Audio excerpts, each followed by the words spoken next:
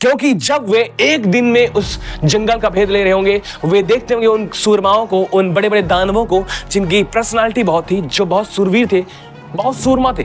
और उस सूरमा व्यक्ति के सामने वो क्या देखते होंगे, ओ हो ये कितने बड़े हैं और कितने महान हैं, कितने ऊंचे हैं, हम इन पर जयवंत नहीं हो सकते। बजाय इसके कि यह देखते कि वे चाहे जितने ऊंचे हो, चाहे जितने पावरफुल हो, मेरा परमेश्वर इन पर मुझे जयवंत कर देगा। मेरा परमेश्वर जो समुद्र को चीर कर मुझे यहाँ तक लेकर आया है, वह इन्हें भी चीर देगा ताकि मैं यहाँ पर राज्य करूं। आपको यही बोलने की जरूरत है। जब आप अपनी लाइफ में ऐसे सूरमाओं को देखते हैं, ऐसी बड़ी चीजों को देखते हैं जहां आपको फील हो कि आप कमजोर हो रहे हैं, आप वहां पर क्या बोलना आरंभ करें, जो परमेश्वर कहता है, जो परमेश्वर मुझे उस संसार की गुलामी से निकाल सकता है, वह मुझे इन सब जगहों पर जयवंत कर सकता है।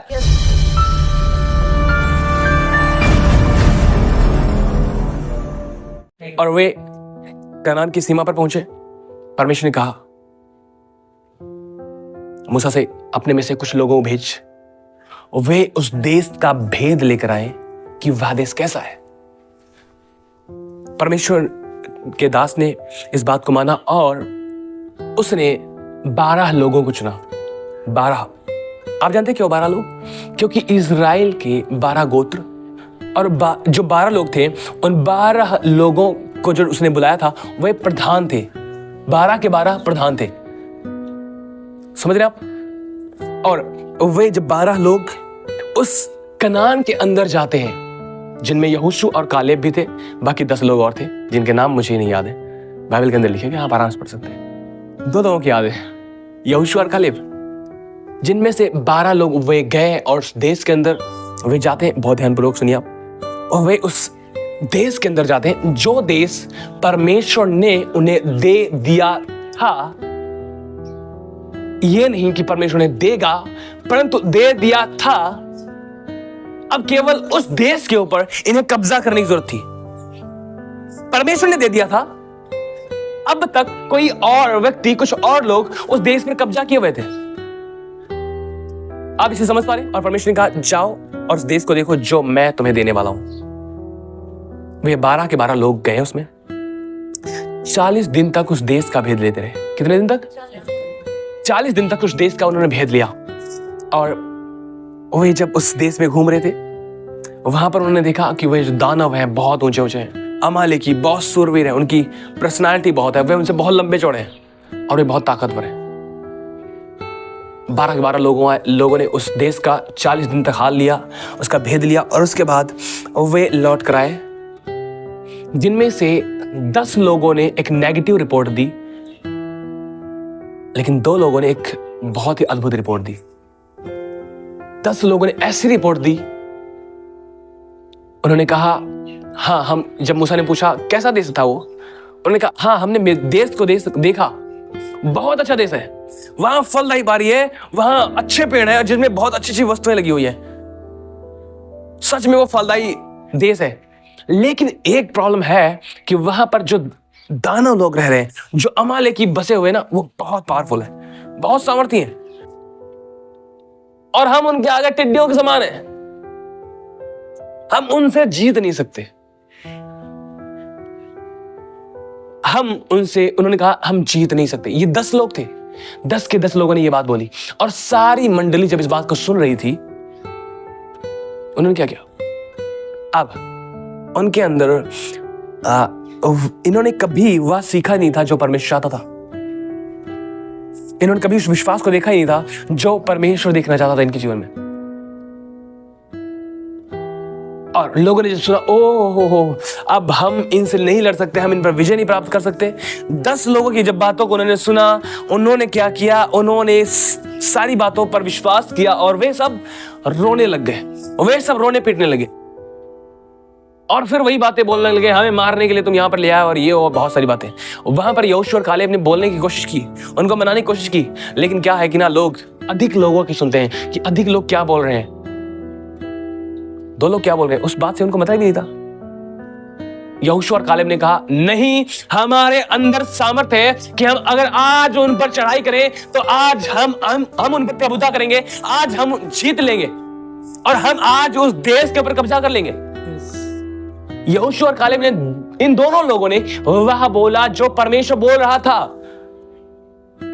लेकिन ये 10 लोग थे, ये वह बोल रहे थे जो देख रहे थे।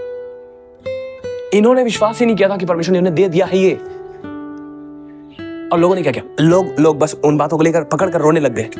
एक चीज और सुनिए, जो व्यक्ति, सुनिए ध्यान से सुनिए, जो व्यक्ति आपको आपकी लाइफ को लेकर डिस्करेज करे, उसके शब्दों को सुनना बंद कर दे। जो आपकी लाइफ को डिस्करेज करे, ऐसे शब्दों को लेकर आए, ओ आप कमजोर हो गए और बहुत सारी बातें, आप बढ़ नहीं पा रहे और बहुत सारी बातें, जहां पर वो आपको डिस्करेज कर रहा हो, जहां पर आप हतोत्साहित हो जाते हैं, जहां पर आप निराश हो जाते हैं, अगर कोई व्यक्ति आपकी लाइफ में ऐसा है जो ऐसी बातें कहता है, उस व्यक्ति से उन बातों को सुनना बंद कर दे। वह आपके अंदर कुछ नहीं लेकर आएगा। आपको पता, अगर कुछ लेकर आएगा तो केवल वही जो इन 10 लोगों की बातों को सुनने के बाद इन इजरायलियों के लाइफ में हुआ, वो वही लेकर आएगा। पता क्या हुआ फिर? परमेश्वर इन्हें अब तक माफ करता है, परमेश्वर ने अब तक माफ करता है, लेकिन परमेश्वर ने अब कहा इन्होंने मुझे तुच्छ जाना है, इन्होंने मेरी निंदा की है वहां पर, उन अमालेकियों के सामने, उन दानवों के सामने मेरी निंदा की। आप जानते क्यों? उन्होंने क्या किया था? केवल वह जो परमेश्वर बोलता है वह नहीं बोला था इन्होंने। वह विश्वास जो परमेश्वर में है वह उनके अंदर नहीं देखा परमेश्वर ने।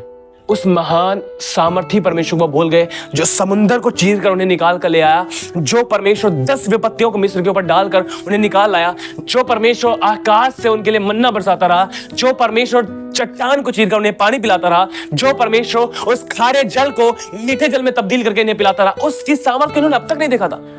वे हर जगह पर, हर मुश्किल के ऊपर जयवंत होते हुए आगे बढ़ते चले आए थे, लेकिन अब तक उनके अंदर एक विश्वास नहीं आ पाया था कि वे वह बोलने सीख जाते हैं जो परमेश्वर बोल रहा था।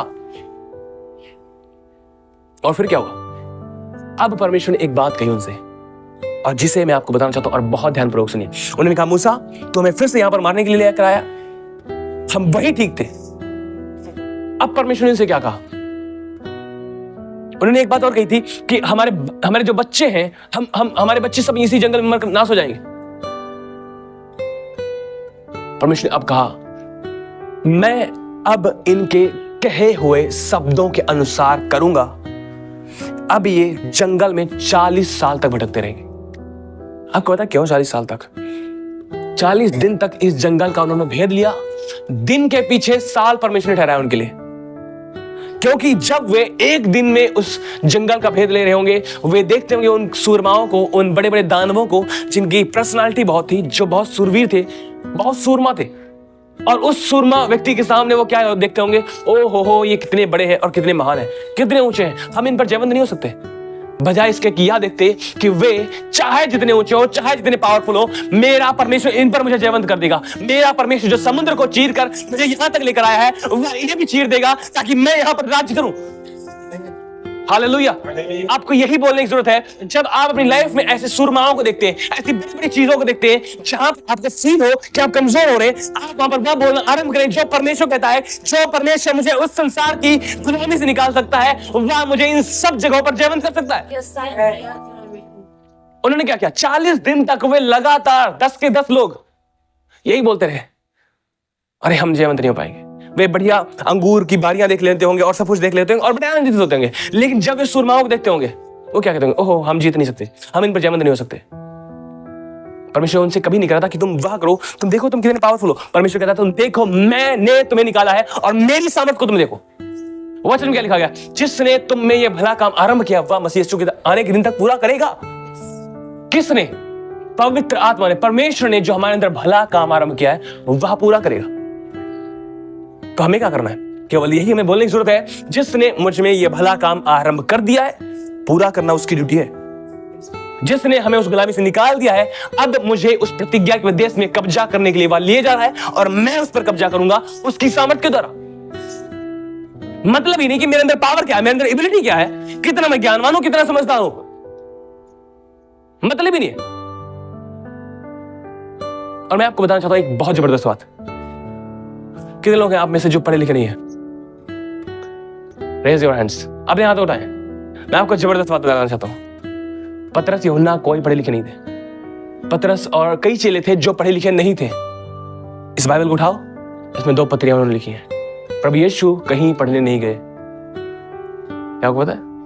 प्रभु यीशु कहीं पढ़ने नहीं गए। आपको लगता है सिर्फ ये पढ़े लिखे जो लोग हैं उनको ही वचन पता है? उनके ही वचनों का ज्ञान है, उनको ही वचनों का नॉलेज है, और हम जो पढ़े लिखे नहीं, हमें कुछ नहीं हो सकता। अरे मैं आपसे कहना चाहता हूं, वचन में लिखा परमेश्वर के राज्य में कोई पढ़ाई लिखाई की वैल्यू नहीं है। कितने आप पढ़े लिखे, कितने आप अनपढ़ हैं, इसकी कोई वैल्यू नहीं है। अगर आप मूर्ख हैं, वचन लिखा उसने मूर्खों को चुन लिया है। किस लिए?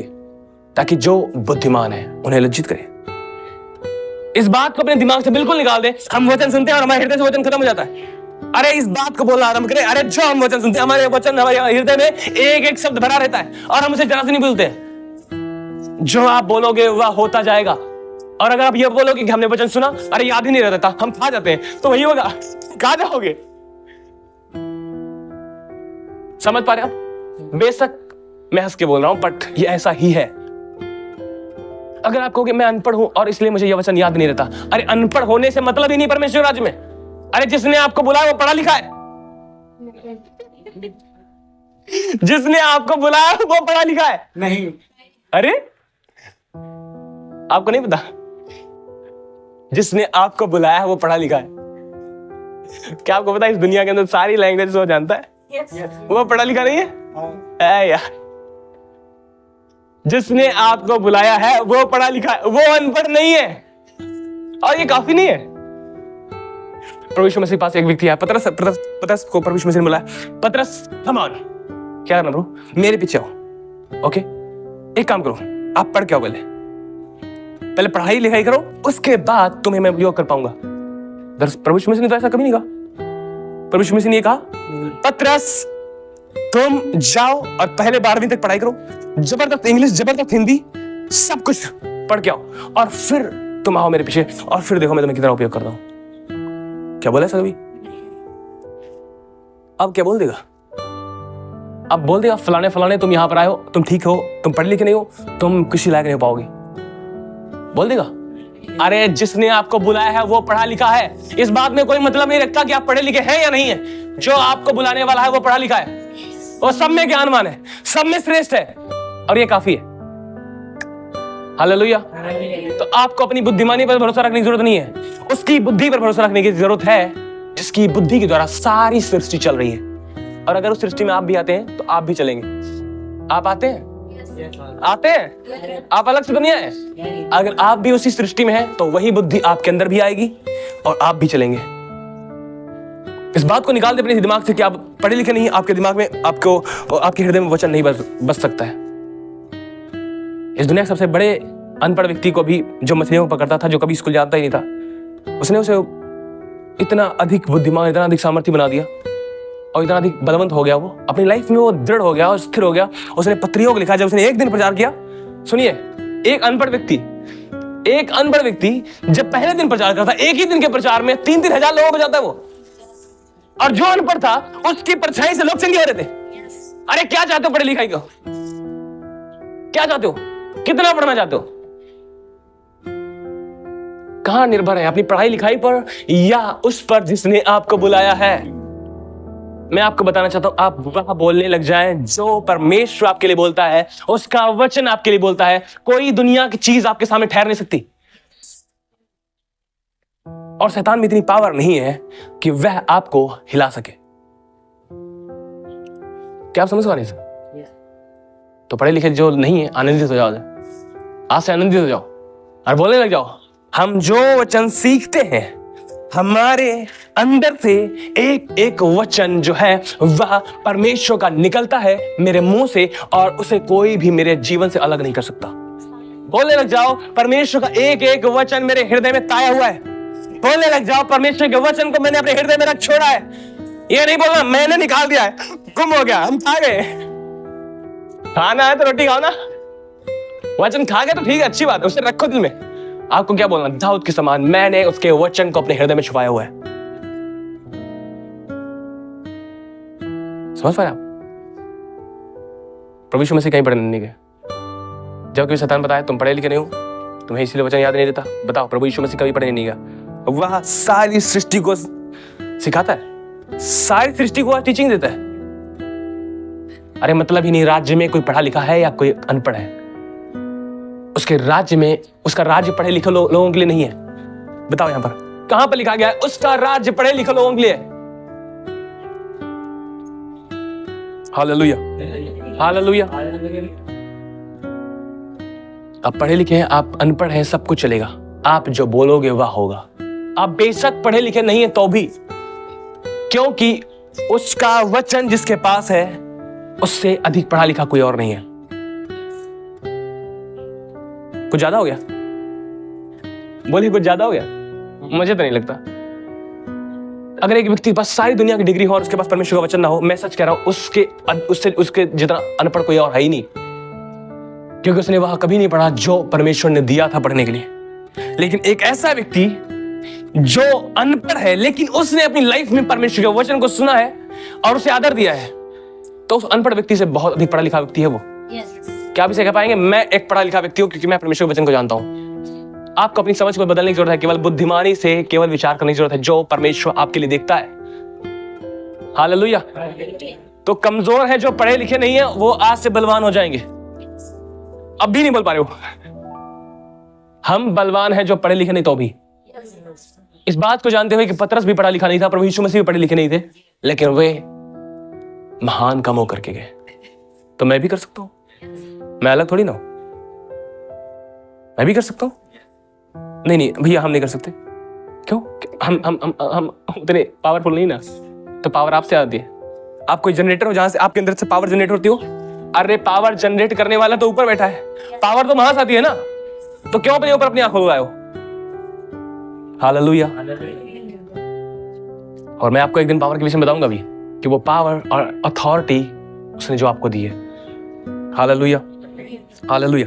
सो वे जब उस प्लेस पर पहुंचे जहां पर उन्हें परमेश्वर कह रहा था जाओ और उस नगर में जाकर उसका भेद लो, उन्होंने भेद लिया। 40 दिन तक उसे देखते रहे और उन्होंने परमेश्वर के सामने एक नेगेटिव रिपोर्ट पहुंचाई। लेकिन यहोशू और कालेब ने एक पॉजिटिव रिपोर्ट दी उन्हें, और उन्होंने कहा अगर हम आज उन्होंने कहा अगर आज हम उन पर चढ़ाई करें, आज हम युद्ध करें, हम आज उन पर जयवंत होंगे, वे चाहे इतने बड़े बड़े। और यहोशू और कालेब आपको पता कितने आनंद में जी रहे थे तब जब ये 10 के 10 लोग बड़े स्ट्रेस में थे, बड़ी चिंता में थे। भैया हाय बहुत बड़े बड़े लोग हैं, इनसे कैसे जयवंत होंगे? ये 10 लोग चिंता में थे, ओहो इनसे हम कैसे विजय पाएंगे? और ये यहोशू और कालेब उनके पास गुजरते होंगे, क्या है मसल दिए जाएंगे, ऐसे ही ऐसे मसल दिए जाएंगे। उनको पता था परमेश्वर समुद्र चीर कर लेकर आए यहाँ पर।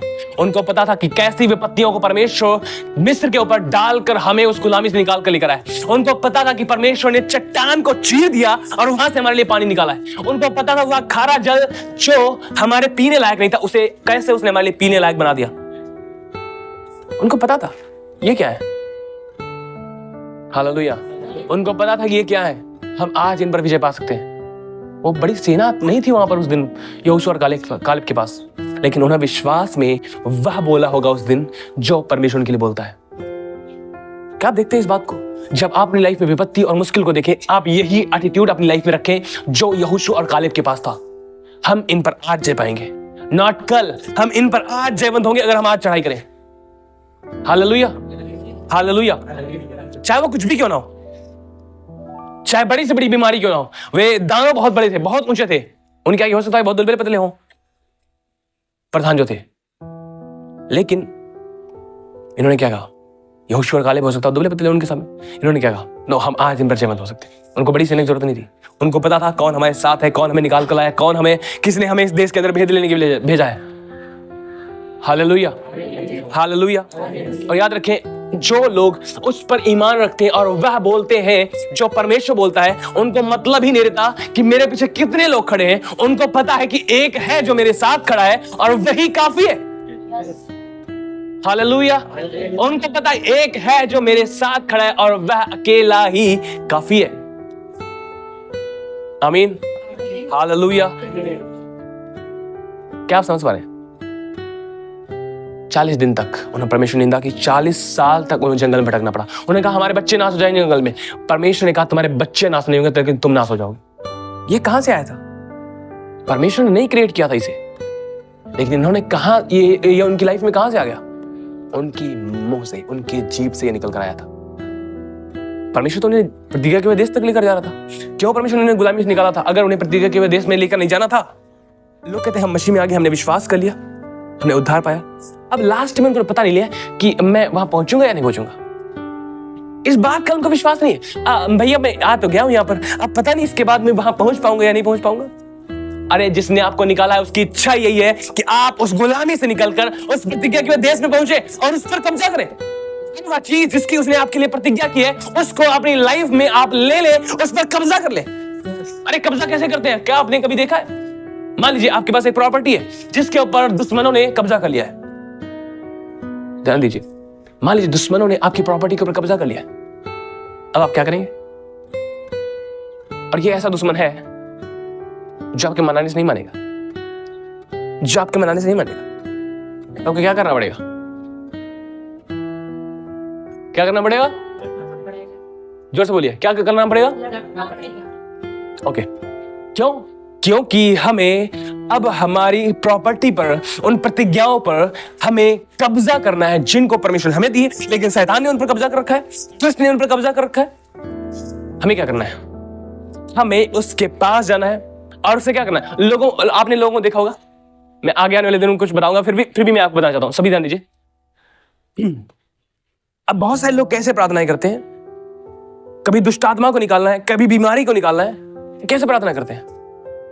प्रभु यीशु के नाम निकलने पाए, निकलने पाए, दुष्ट आत्मा निकलने पाए, बीमारी निकलने पाए। अरे निकलने पाए नहीं, उसके लिए आपको क्या बोलना है?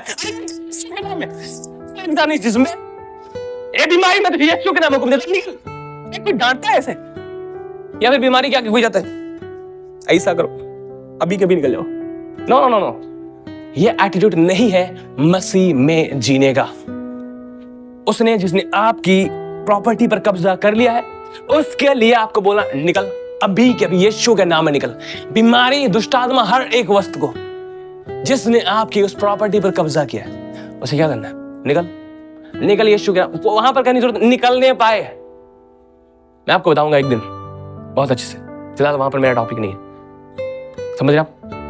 तो हमें क्या करना है? हमें बोलना सीखना है। इन्होंने क्या 40 दिन तक वह बोला जो परमेश्वर की दृष्टि में घृणित था, जिसको लगातार वे बोलते रहे और वही उनकी लाइफ से पैदा होने लगा, वही फल उनकी लाइफ में पैदा होने लगे।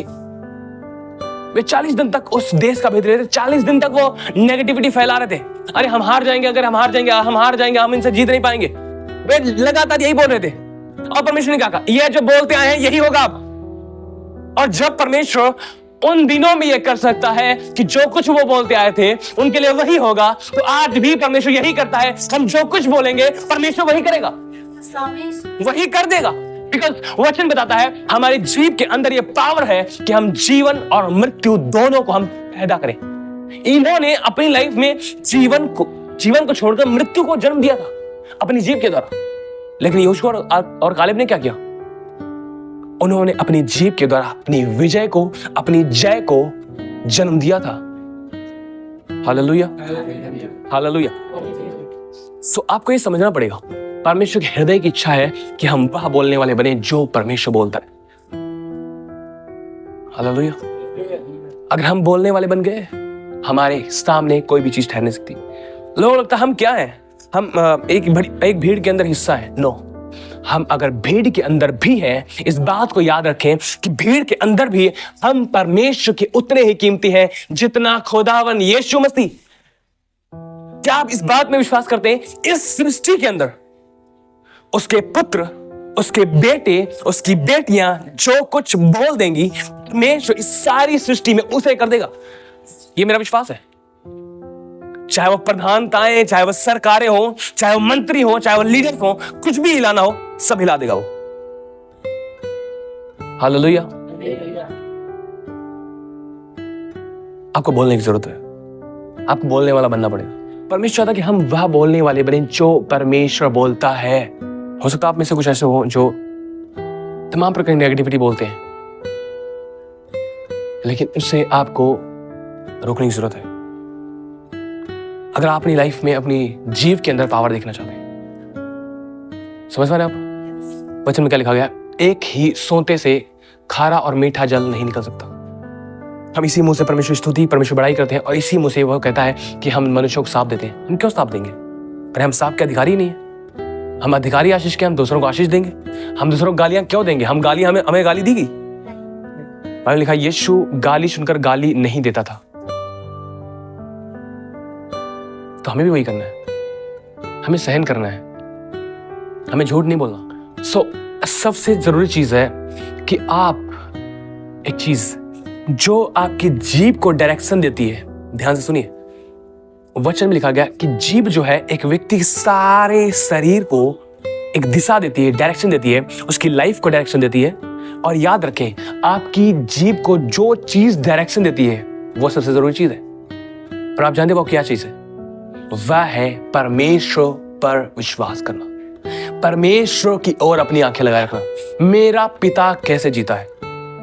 और जब आप अपनी आंखों को उस पिता की ओर, उस परमेश्वर की ओर, उसकी सामर्थ के ऊपर जो विश्वास लगाए हुए हैं, आपकी जीभ को आप डायरेक्शन दे सकते हैं। और जब आप परमेश्वर की ओर देखते हुए, अच्छा मुझे एक बात बताओ, यहोशू और कालेब की जीभ में अलग दिशा क्यों थी? क्योंकि उनके अंदर एक विश्वास था, वह विश्वास परमेश्वर पर था। और दैट्स व्हाई आप देख पाते हैं उनकी लाइफ में उनकी जीभ की दिशा उन 10 लोगों से डिफरेंट थी, अलग थी। Hallelujah, hallelujah. हमारी लाइफ को, जो हमारी जीभ को जो डायरेक्शन देता है, वह है परमेश्वर पर डिपेंड होना, परमेश्वर पर विश्वास करना, उसकी महानता को, उसकी सामर्थ को, उसके अभिषेक को देखना और उसकी धार्मिकता को जो उसने हमारे लिए ठहराई है उसे देखना। हालेलुया। अपनी ताकत, अपनी बुद्धि, अपने बल, अपनी सामर्थ पर और अपनी एबिलिटी पर हम भरोसा रखकर कुछ भी करेंगे तो हम कभी भी अपनी लाइफ को अपनी जीभ को एक सही दिशा नहीं दे पाएंगे। नेवर। मैं नहीं दे सकता, आपका तो नहीं पता। हाँ, हम ऐसे ही है। अगर हम अपने ऊपर आंखों को लगाएंगे, हम कभी अपनी लाइफ, अपनी जीभ को सही दिशा नहीं दे पाएंगे। लेकिन जब हम अपनी आंखें परमेश्वर को लगाते हैं, हम अपनी जीभ को वह दिशा दे पाते हैं जो परमेश्वर की है। आमीन, आमीन, हालेलुया। इस बात को ध्यान रखें, अपने मुंह को बंद रखें, वहां बोले जहां जरूरत है। हर एक अभद्र, हर एक गंदे मजाक से बचे रहें, भाई के साथ रहें, बहन के साथ रहें, मिल के रहें, आनंदित रहें, वो सब चीजें अच्छी हैं। लेकिन आपके शब्दों से क्या आप निकाल रहे हैं, ये बहुत ज्यादा जरूरी है। हमें मेल मिलाप से रहना, हमें प्रेम प्यार से रहना, एक अद्भुत बात है और यही हमारी पहचान है कि हम मसीह में हैं। लेकिन हमारी जीभ से क्या निकल रहा है, हमारे इमोशंस में से क्या निकल रहा है, हमारे हृदय में से क्या निकल रहा है, ये जरूरी चीज है। हालेलुया। और किसी चीज को आप नॉर्मल बदले, नॉर्मल मत समझे कि भैया कुछ भी हम बोले जा रहे हैं, एक बार हो गया, 2 बार चल जाता है यार, इतना तो चलता है। नो, जरा सा भी नहीं चलता है। अगर आप इसे इमेजिन करें, आपकी लाइफ में, आपके आत्मिक जीवन पर एक हथौड़ा अगर कोई मार रहा हो, कुछ होगा नहीं होगा? मान लीजिए पिलर खड़ा है, यहाँ पर एक बड़ा सा हथौड़ा हो और भाई आदर्श को दे दिया जाए, एक ही मारे, ये कुछ इस पे इफेक्ट होगा या नहीं होगा? और अगर ये 10 बार मारे, कुछ होगा नहीं होगा? और अगर ये 100 बार मारे तो, और हो सकता है इस घर पे अगर मार दे तो एक बढ़िया घर बना हो सकता है, लेकिन आपके शब्दों के द्वारा वो उजाड़ हो सकता है। आप समझ पा रहे हैं? अगर आप बढ़ना चाहते हैं, उसकी शुरुआत छोटे से होती है। आपने देखा कभी ऊंचाइयों पर एक व्यक्ति चढ़ गया हो और उसने पहले स्टेप पर पांव ही नहीं रखा, सीधे वहां पर पहुंच गया? हुआ कभी? नहीं। आपने देखा वो यहाँ नीचे खड़ा था, एकदम से ऊपर पहुंच गया, कैसा हुआ? नहीं। उसे क्या करना पड़ता है? पहले छोटी जगहों पर संभलना होता है, छोटी छोटी बातों को लेकर दृढ़ होना पड़ता है। क्या समझ पा रहे? अगर हम छोटी बातों में दृढ़ हो जाएंगे, हम बड़ी बातों में भी दृढ़ होते जाएंगे। आमीन।